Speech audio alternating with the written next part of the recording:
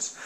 Okay, so this is Susan, who's just come to do the permanent makeup startup course with Katy. Now, Susan's a bit different because you trained, you trained before, didn't you, Susan? Yes, I did. Yeah. 13 years. About 13 years ago, so yes. a long time ago. And what was your background sort of prior to your training? Because obviously you had a different background back then. I was a nurse. Prior to that, I was a flight attendant, yeah. a dive master. Right, okay.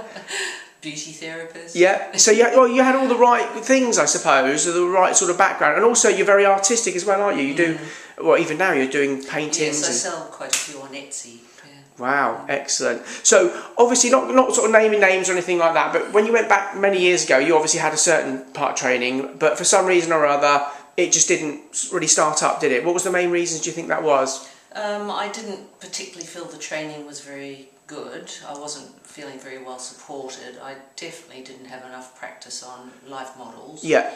And then I felt like I was basically just left...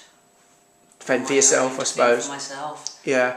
Okay. And then obviously, so really it never really started, did it? You did a few clients here and there. But I just didn't have the confidence to keep going. And it soon petered out. So then like 13 years later, something clicked and changed. And why did you decide to sort of get into it again? Well, I retired from nursing and I met my lovely husband, and I told him about how I'd always wanted to do permanent makeup, and he said, well, why don't you follow your dream?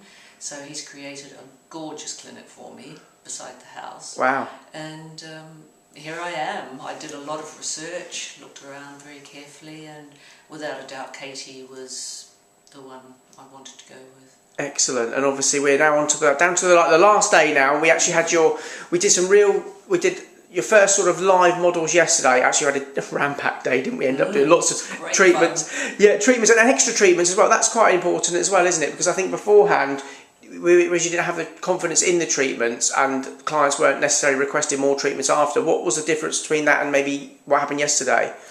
They were very relaxed. They were very well informed about what was going on and what they wanted. It was nice and informal and friendly.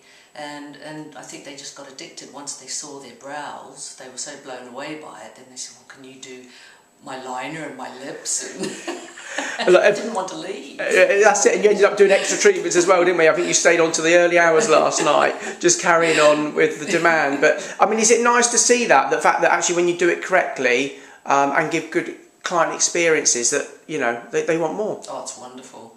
I loved it. I really enjoyed it. Excellent, that's brilliant. And obviously, and on the other side of things, because obviously you come from a nurse background, obviously there's certain things that might have changed over the years in permanent makeup since you last changed, like the clean. I suppose you've got COVID to consider in that as well. But do you find that's important as well, just making sure the whole experience for the client, they know they're coming to a safe environment? I think you mentioned to Kate about how you felt it was more hygienic here than as nursing. Oh, absolutely.